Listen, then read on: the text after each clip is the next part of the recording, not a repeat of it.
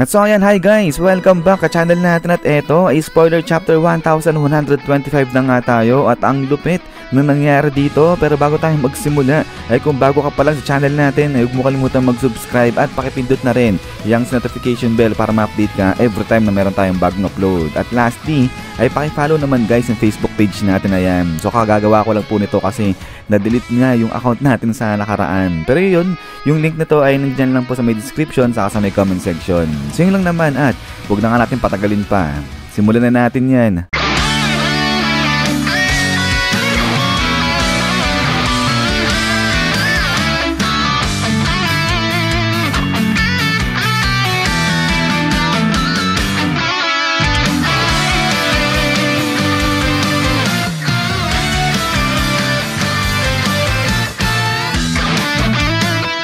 At so dito ngayon magsisimula kay Saturn dahil etong si Saturn ay kasama niya na nga ngayon yung mga Vice Admirals. So nagising na sila at eto humihingi ng tawad etong mga Vice Admirals at ang sabi nila ngayon na habulin kaagad nila yung Straw Hat Pirates sa pagpunta nila dun sa may Elbaf. Pero eto, si Saturn dinecline niya itong suggestion ng mga Vice Admiral at sinabi na hindi na, wag na kasi nakuha naman na nila yung kanilang kailangan. Pero ang talagang major failure nila dyan ay yung dahil nga sa nagawa ni Dr. Vegapunk na i-broadcast nga itong kanyang nalalaman patungkol dun sa may Void Century at yan nga sa world government. But then, ay pagkatapos nga nito ay talon sa may Egghead at dito may kita itong Punk Records na nagko-contain ng Vegapunk's brain o yung mga utak nga nito nila Dr. Vegapunk ay suddenly umangat siya pataas dun na sa may kalangitan at salamat nga raw yan dahil sa activation ng Cloud Machine. So ngayon, etong si York, pinipigilan niya itong pag-angat ng Punk Records dun sa may kalangitan. Pero it's too late na nga raw para dito kay York, wala na, hindi niya na nagawang pigilan yan.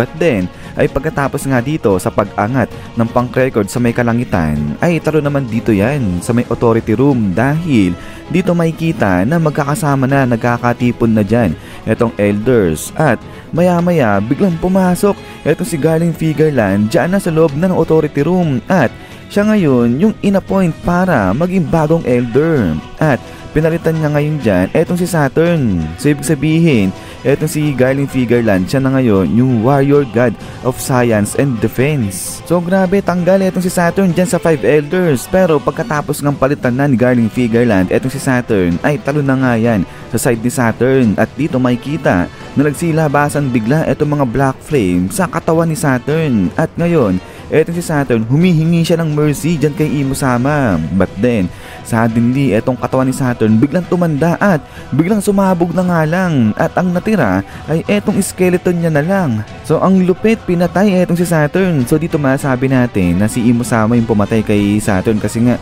humihingi ng mercy etong si Saturn dyan kay Imo-sama. But then ay eto nga pagkatapos ng pagkakapatay ni Imo-sama dyan kay Saturn ay balik dyan na sa floating na Punk Records. So ito nga nagko-contain yan ng utak ng mga Vegapunks at ngayon ay makikita nga natin na may panibagong Vegapunk at consisted yan ng Edison, Shaka, Pythagoras at Atlas. So ibig sabihin may isang katawan na nagtataglay ng 4 na utak. So yan nga yung utak ni Edison, ni Shaka, ni Pythagoras, saka nga ni Atlas. So grabe, may panibagong Vegapunk na nga rin dito. But then, ay pagkatapos nito ay talo naman yan sa may Kamabaka Kingdom. At dito naman ay sinamarize na ni Koala yung message ni Dr. Vegapunk. At eto sabi ngayon ni Dragon na kailangan nga nilang tapusin na to kagad-agad. At ang dagdag pa nga ni Dragon na magsisimula na etong gera. So yung term nga na ginamit ni Dragon dito, the war to secure safe places on Earth is about to happen. At yun ay pagkatapos nito, isa yan guys. So hanggang dito lang itong spoiler natin. At ayan, ay brief spoiler pa lang naman to. Pero ang lupit, ang dami kaagad ng mga info na kuha natin dito. Pero yan, bago tayo matapos, ay huwag niyo po sanang kalimutang i-follow itong si Facebook page natin. Ayan. So kakagawa ko lang po nito kayo ng umaga. Kaya wala pang laman to. Wala pang mga followers ganyan. So paki-follow naman guys. At ayan, ay medyo mas mabilis-bilis yung update natin dito. Kasi dito kay Facebook page, nalagay ko na yung spoiler ni chapter 1125. So yung link nito, nandiyan lang kami comment section saka nga kay description. So yun lang naman at ulit, ay maraming salamat sa panonood dito kay One Piece natin. So lagi mag-ingat. God bless niyo lahat at kita-kits tayo ulit.